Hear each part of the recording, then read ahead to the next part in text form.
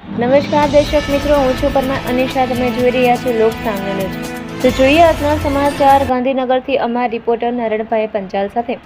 ગાંધીનગર જિલ્લાના કલોલ શહેરમાં શ્રી વિશ્વકર્મા દાદાની ભક્તિભાવપૂર્વક પૂજા કથા અને આરતીનું આયોજન કરવામાં આવ્યું હતું. વખારિયા 4 રસ્તા પાસે આવેલી ગજ્જર સુથારની વાડીમાં શ્રી વિશ્વકર્મા પ્રભુના મંદિરે અષાઢ વદ અમાસના પવિત્ર દિવસે દર અમાસના નિયમ મુજબ ધાર્મિક કાર્યક્રમ યોજાયો હતો. શ્રી વિશ્વકર્મા દાદાના મંદિરે યોજાયેલા આ ધાર્મિક પ્રસંગમાં મોટી સંખ્યામાં ભક્તો ઉપસ્થિત રહ્યા હતા અને ભક્તિના રંગે રંગાયા હતા. પૂજા કથા અને આરતીના કાર્યક્રમ દરમિયાન સમગ્ર મંદિર પરિસર જય શ્રી વિશ્વકર્મા દાદાના જય ઘોષથી ગુંજી ઉઠ્યું હતું. આ પ્રસંગે પૂજાના યજમાન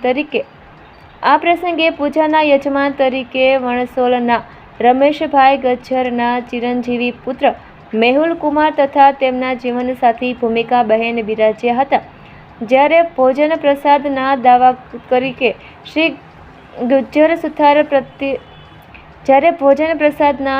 તરીકે શ્રી ગજ્જર સુથાર પ્રગતિ મંડળ કલોલ દ્વારા સેવા આપવામાં આવી હતી.